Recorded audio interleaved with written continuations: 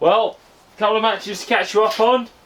I've had a couple of interesting weekends, to be honest. I think a lot of you know, those who follow the blog know this time of year I'm all about going fishing places where I can get some bites. I had some interesting times, caught a few fish. Last weekend I went to Woodlands at Thirsk for a silverfish league. Unfortunately I can't commit to the whole league, but there was an angler missing, so I managed to get on covering for them. I had a really interesting match, to be honest. I think when you fish for silverfish you've got to be very careful what fish you target and with what baits. I wanted to throw maggots in short to try and catch roach, maybe an odd skimmer, a bit of everything. And I wanted to fish with like ground bait and maggots to one side out long, but then some pellets to the other. Sometimes on silverfish matches they don't allow pellets, so you've got to be prepared to mix it up a little bit. It was amazing. Ground bait and maggots, hardly anything. Maggots short, hardly anything. On the pellet line, I caught skimmers all day. A consistent run of fish on pellets. Really enjoyed the fishing. I ended up with 49 skimmers. I actually counted my fish for once. And they went £19 10 ounce, and it was enough to win my lake. So I had a really enjoyable match. Petered off a bit towards the end, to be honest. I think that was because it had been raining really heavily for a couple of hours and a lot of cold water had gone into the lake. But I didn't have a chance of framing in the match. I think when you sit down on there, when there's various lakes in, all you can ever do is do the best you can from your section and then your lake, which is what I'd done. So to win my lake, I was more than happy with that.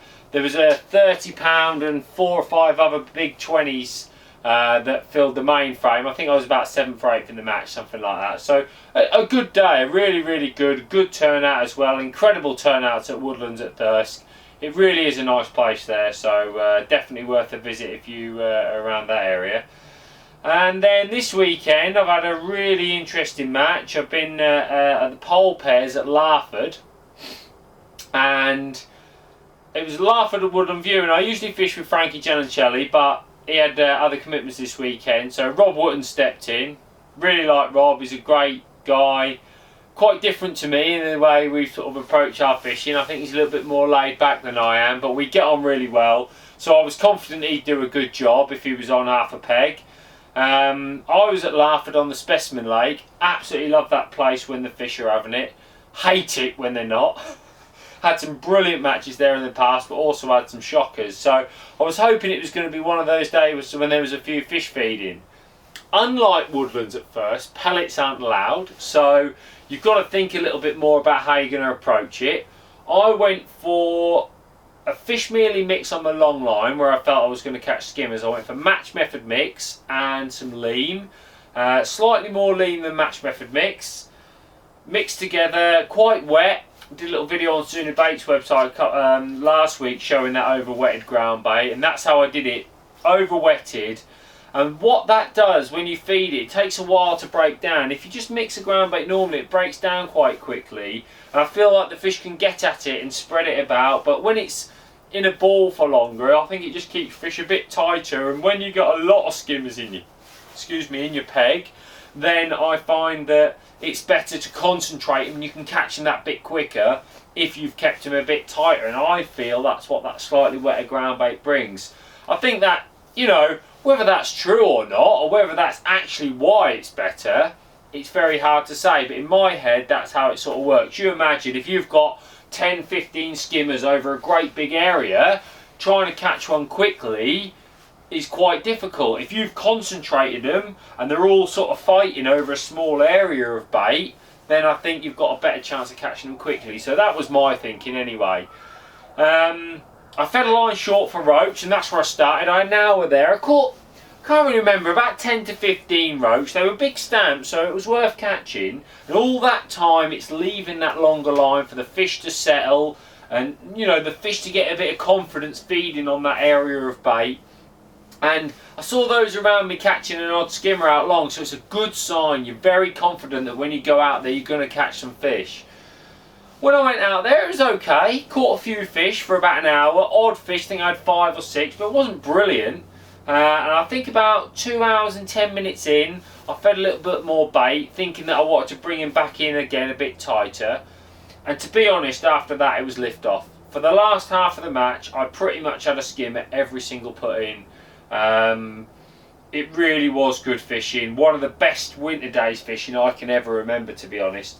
I ended up weighing 57 pound 4 ounces of skimmers on a long pole with big bunches of bloodworm or double red maggot on the hook. For me, it was the ultimate winter days fishing. Fantastic fishing, really, really good. It was enough to win my section and the bank I was on. It was actually enough for second in the match, so I was really pleased about that. Adam Wakeling had won the match from the far side, so good performance from him on a good peg, but he won't mind me saying that. A very good performance. And they'd actually won the pairs again, himself and Des, because Des had won from Woodlands View. They've been on unstoppable form in that pairs, absolutely unstoppable. I know it's all a bit friendly banter. People give them a bit of banter for drawing good pegs. You can't win all the time when you draw bad pegs, but you've got to have a peg that you can have a chance of winning. We've talked about this before. I don't care who you are. Where I was at the weekend, there was 10 or 11 of us in a line that all caught some spream. I caught them relatively early in that 10 or 11. There was lots of 30 and 40 pounds there, and I've managed to catch 57. I think I've had a very good day's fishing. I haven't really made any mistakes, and I was in a good area. Had I been outside of that area, I wouldn't have come second in the match. It was impossible. But when you get on the fish, I think the very good anglers make it pay, and that's what they're doing particularly well. So it was very, very good for them to win. Rob won his section, because I actually thought that we'd have a chance of winning it on the day, and unfortunately we were second pair on the day.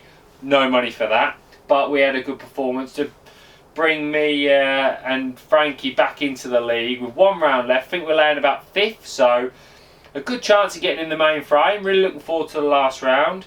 I think some interesting points came out of it.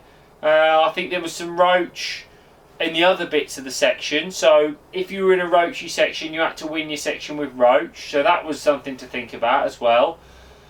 But it really teed me up, and I thought, well, I've had 2 great matches there catching skimmers, and on the Sunday, just to prove that I don't always, I'd like to try and talk about all my matches, not just the ones that I do any good on. On the Sunday, I was at Makins for the Sensas challenge, and it's a team match. And I was in my section, and there was 2 pegs catching bream, and they were catching bream pretty steadily. When that happens, and you're not, if it's not like on the day before, it was a big peg, big area, 10 areas where there was bream. On the Sunday at Makins, there was 2 pegs. They were catching bream side by side, and outside of that, there wasn't any bream. And I could tell that, and I could tell there was no bream in my peg, and I targeted roach. And I think in that situation, I'm in a team match, I want the best result possible for my team. I caught 9 pound of roach, and I came 3rd in my section. 5 pound was 4th, so I did my job. I did the best I could. I kept having a little look for a bream, but I felt I needed to make sure I was ahead. So I had a nice day's fishing, 9 pound of roach. You can't really complain at that on a freezing cold day, and 3rd in my section.